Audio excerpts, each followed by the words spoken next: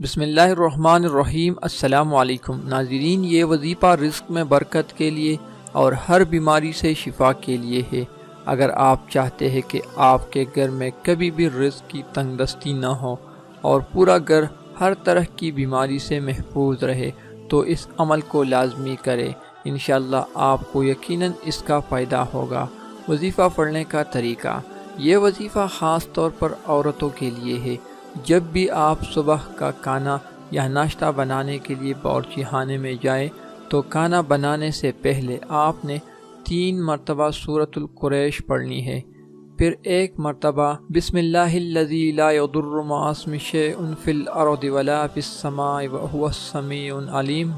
یہ دعا پڑھ کر پوری کچن میں دم کر دینا ہے اور اس عمل کو آپ نے اپنی زندگی کا معمول بنا لینا ہے۔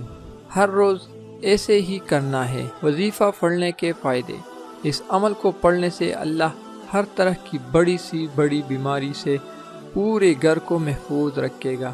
آپ کے گھر سے کبھی بھی رزق ختم نہیں ہوگا۔ اللہ اپنے غیبی خزانوں سے نوازے گا انشاءاللہ۔ وظیفے کے متعلق ضروری ہدایات: اس عمل کو آپ نے پورے یقین کے ساتھ کرنا ہے۔